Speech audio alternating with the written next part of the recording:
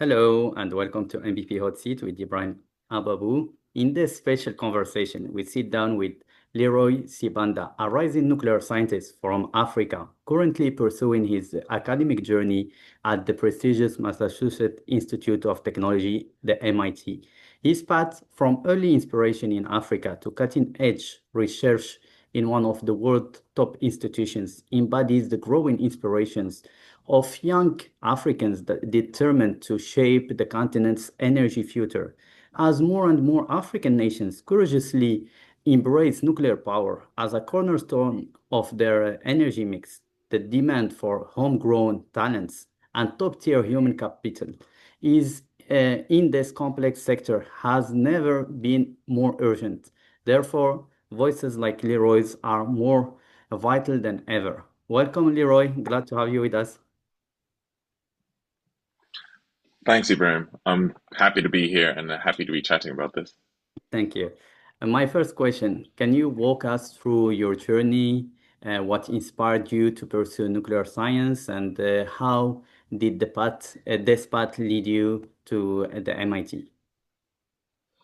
Yeah, that's an interesting one for several reasons, but mainly because I think my journey to studying nuclear science or my interest in nuclear science has always been kind of a mixed approach one.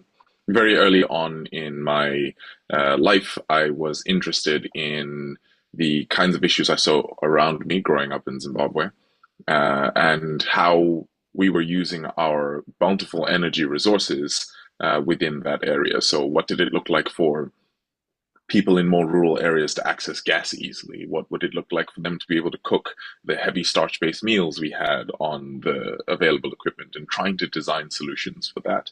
Um, that interest in how we used these systems and how Africans created solutions to African problems was what drove me to study mechanical engineering in my undergrad, and take that into a product design system, learning how to build these effective solutions ultimately. That interest in energy efficiency and in energy use throughout the continent. Anyone who's in Southern Africa will know about um, different periods in time where we've had power struggles, right, with load shedding or power cuts that results in the loss of power to critical areas, which kind of keeps that question of power use top of mind, even as you continue growing throughout. And so when I joined at MIT, this drove me in the direction of looking at alternative sources of energy when comparing the existing power requirements on the continent, the growing population that is certainly a thing we're all familiar with on the continent, and the availability of these sustainability goals that we're all committed to make sure that our planet uses less carbon intensive sources of energy. It resulted in my, focusing in the direction of nuclear energy as a potential source, and diving into the research at that level. So not quite the straight path from idea to to immediately studying nuclear science, but certainly one that I think was valuable and always present. This idea of how we're using our energy and how that is tailored specifically to the context within Africa is something I've been thinking about for a while. And that's fantastic to hear because what I hear from what you said is that you were facing a problem or you were facing something very crucial to you and to the whole country, which are electricity and energy shortage, right? And then you were not just waiting for someone to come and do it for you, but you took the initiative and say, I will do something about it. I will study and I will try to put my work to the edifice and make my country better. And that's great mentality, and I congratulate you on that. Also, on the Thank you. same path, were there any specific mentors, programs, or experiences back home that sparked your interest in nuclear energy?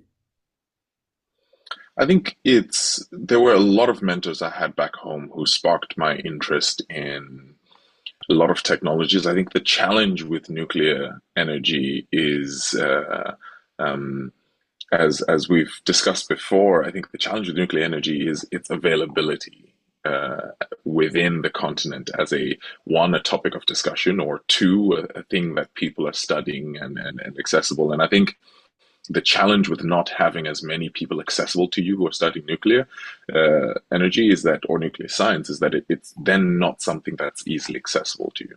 So I had mentors who would teach me a lot about how to build physical systems, right? How to build the gas stove I mentioned. So when I was 16, I built a gas stove to try and address the shortages and challenges in the in rural setting. That I had lots of mentors for, who could teach me how to weld, who could teach me how to understand what it means to distribute these products. My parents as well, being engineers and business people, were able to guide me a lot of the way, and finding lots of different mentors throughout the country who were super helpful titans of industry, who were always willing to chat. And I think the one piece that was missing is that there were no nuclear operations ongoing in Zimbabwe at that point, and so it was difficult to access. But I do think the willingness and excitement of those around me to help was a key factor in developing this approach of the need for African-based solutions, like you mentioned. I see, and totally agree that in the past, even still now, but in the past, there were no alternative for students pursuing nuclear energy or nuclear engineering to work in the nuclear energy. But nowadays, we see a lot of programs going on around Africa. Many countries have committed to establish nuclear power plants, and it's not just about energy. Also, there is multi-purpose reactors, research reactors that are being flourishing around Africa, and that's give some alternative to students and young people that would like to follow this path and go to the nuclear sector. And also staying on the same issue, from your perspective, what role do you think nuclear energy should play in Africa's energy future, especially given the continent's growing demand and climate challenges? Yeah, I think nuclear energy should really be a key component of the baseload energy mix within the continent. I spent a decent amount of my time in my thesis working at MIT, working with Professor 𝐂𝐴₂ in the nuclear science department and Daniel Jackson in the computer science department, looking at how to blend those two approaches to build a framework to capture the value potential of modular nuclear reactor systems, specifically for developing countries. So the idea is, what does nuclear look like within the African context, right? We've been speaking about how African solutions, and then maybe just to explain for anyone viewing why this focus on African solving African problems. I think context is important. When you apply any solution, the context in which you apply the solution can be very important. I sometimes use medicine as an example. If you build a medical device that purifies air in developed countries, or in Western countries, and you're trying to filter air in the room that's largely an air-conditioned room, the windows are probably closed, and so the challenges are different. Whereas if you do this in an African hospital and the windows are open, the dust is there, the temperature is different, right? Your conditions are different, and so you can't just transplant the same technology into that same place. And so in that same way, when you move to something a little more complex, like a nuclear reactor system, building it, and they are purpose built, but thinking about how this technology fits into this context is super important. And so thinking about how things like reactor systems can fit into the African context was what my entire thesis is about. And coming out of it, just to give a quick overview, my perspective was this is possible, one, and two, I think necessary, so as to stay in line with the development goals, climate-wise, that we are committing to as countries up and down the African continent, as well as making sure that we are active participants in on the economic scale and within the nuclear field. I think there's an opportunity for us to not necessarily follow the coal dominant energy power paths and all the rest of it, only to later switch to try to find more renewable sources. There's a role here for us to be able to potentially jump straight to the renewable sources and avoid some of the issues that we're seeing some other countries have with their legacy systems. And so I think nuclear energy has the potential to, and indeed, I think many countries are seeing this. It has the potential to be a significant contributor to the energy issues we have. And just a quick note on why modular nuclear is because I think that's appropriately sized for the energy needs we have now. Right, one of the challenges is cost and energy output. And even if you then built a full energy reactor, structuring it so that you have the appropriate demand for its use is often an issue as well. And so I'm a firm believer that modular nuclear reactor systems are a useful way to begin to get a lot of African countries involved on the nuclear scale and get us contributing to the nuclear space as well. Totally agree. And also something very important you mentioned about SMRs. A lot of SMR developers are, there is more than 70 designs, right? But very few are trying to work with Africans themselves to develop an SMR reactor that is suited for Africans with the needs and requirements that are specific to Africa and to Africans. And one example that is, I would say, there should be more, but there is one in Africa that it's on the right path is Rwanda, for example. Rwanda have been working with the SMR companies, for example, Dual Fluid, to have a demonstration reactor built in Rwanda.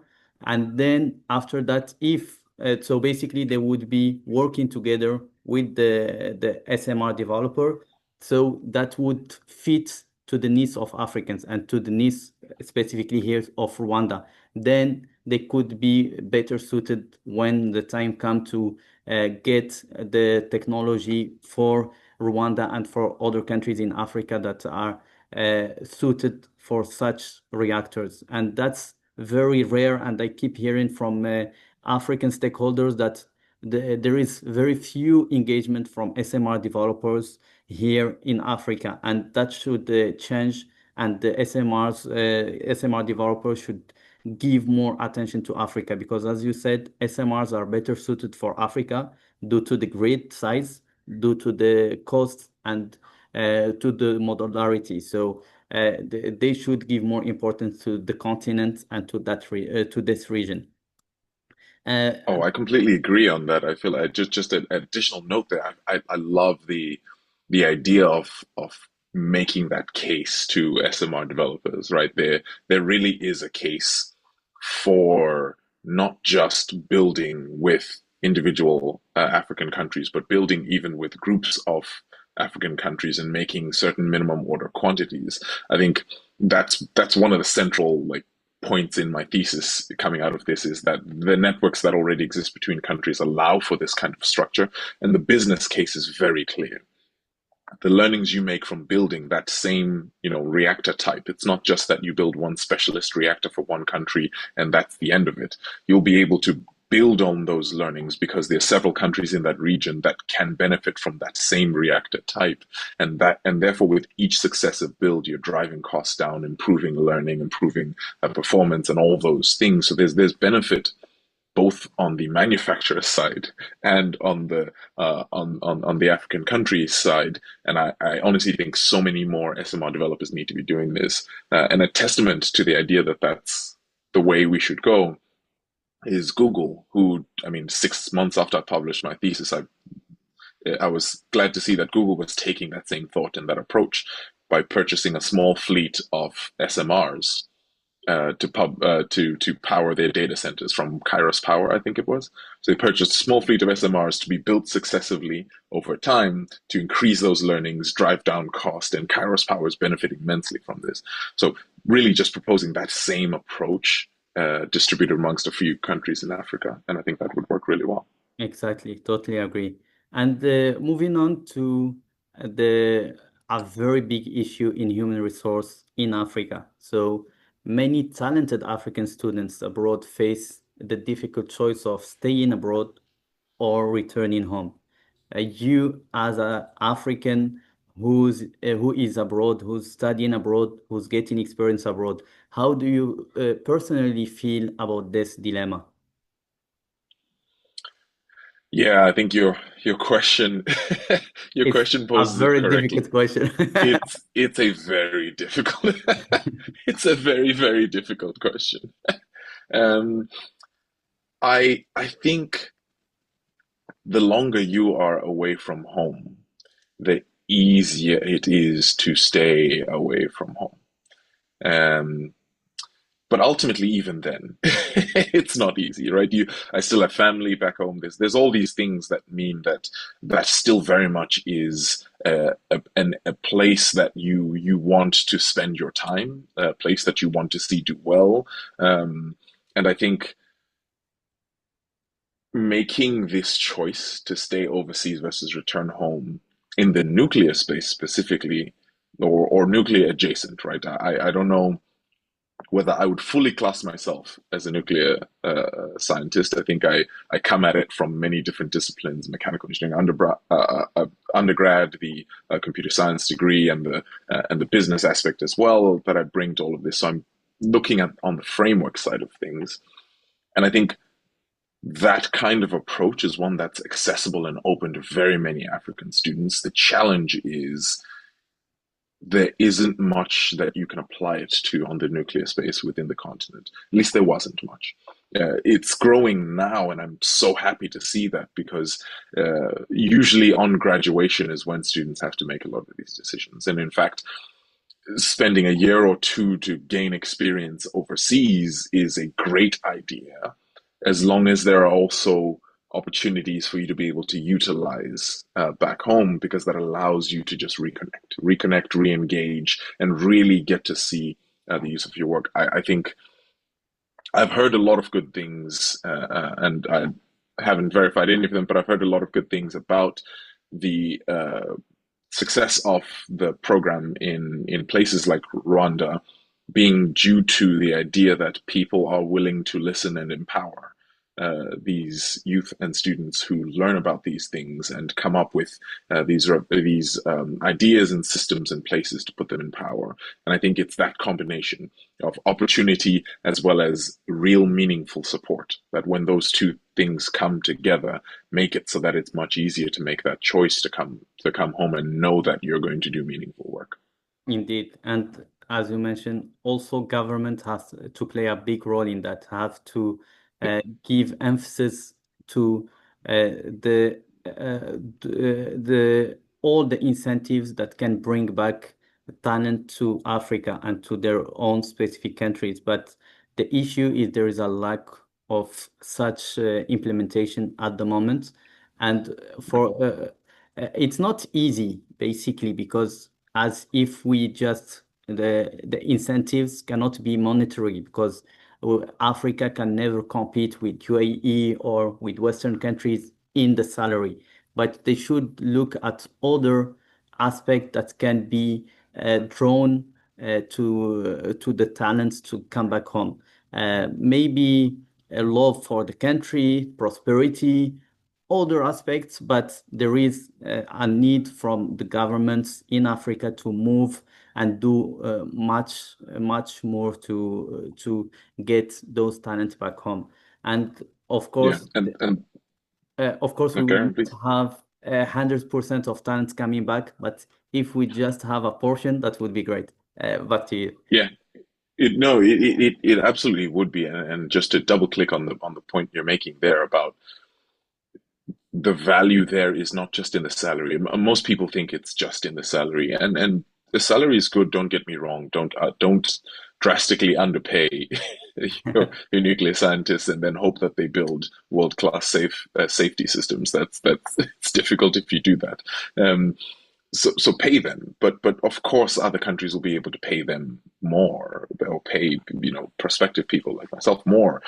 I think the love for your nation is one thing, and going with it is this meaningful work that I was mentioning earlier. The idea that when you do work as a young person, the work you are doing is being considered seriously and will actually be implemented.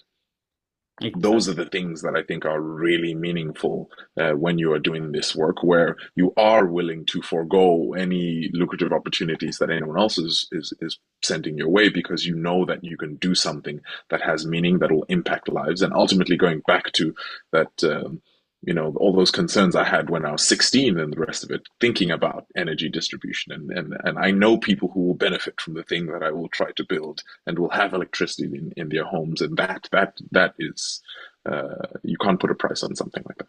Totally agree. And my final question, what advice would you give to young African students who aspire to study at top universities like the MIT, or pursue career in nuclear science or engineering? My first advice is it's accessible. You can get access to it, and it doesn't need to look a specific way. There is no one template that everyone must follow. If you have a passion for the topic, if you have a passion for its impact, and you specifically have diligence within the work that you're putting, so work hard towards trying to develop meaningful solutions, there is always space and interest for people with those two things to be able to pursue really life-changing technologies like these. I think a place like MIT is one where they call it a fire hose, because the amount of information that's coming at you is limited only by your capacity to drink. And if hearing something like that, hearing how much information you can access, how much support you can get, is something that excites you, then I think places like these are ones where you really want to go to. Exactly. And also, you said something very important, is that it's accessible, because here in Africa, what people outside of Africa don't understand or don't see is that a lot of young Africans doesn't believe in themselves, doesn't believe that they can make it to top universities or top jobs, because they say, we are here stuck in this specific country and we cannot do anything more, so we just give up. But it is doable, and a lot of students' cases like yourself, Leroy, are an example for those African that are aspiring for greatness. I'm glad to be helpful in whatever way that I can. I do really think that my being there is not because I'm special in some ways. It's a testament to the idea that this is accessible for other Africans. Thank you very much, Leroy. Your dedication Thank you. to nuclear and your hopes for the continent's progress are a testament to the potential of a generation ready to tackle monumental challenges. Your insights reflect the potential of an entire generation, as I said, ready to lead in innovation, sustainability, and scientific excellence. Whether it's through building stronger institutions, creating pathways for return, or inspiring the next cohort of students, Africa's nuclear future won't be written by chance. It will be driven by bold choices, visionary leadership, and young minds willing to rise to the challenge. So I'm very hopeful about the future of Africa, and it is the continent of the future, and we should believe on it. Thank you very much. And for our audience abroad, and now I'm talking about as African, but as to our audience that are following us on our YouTube channel, stay tuned for our next episode of MVP Hot Seat. Thank you very much, Leroy. Thank you very much, Ibrahim. This has been amazing. Thank you. It is our pleasure. Thank you.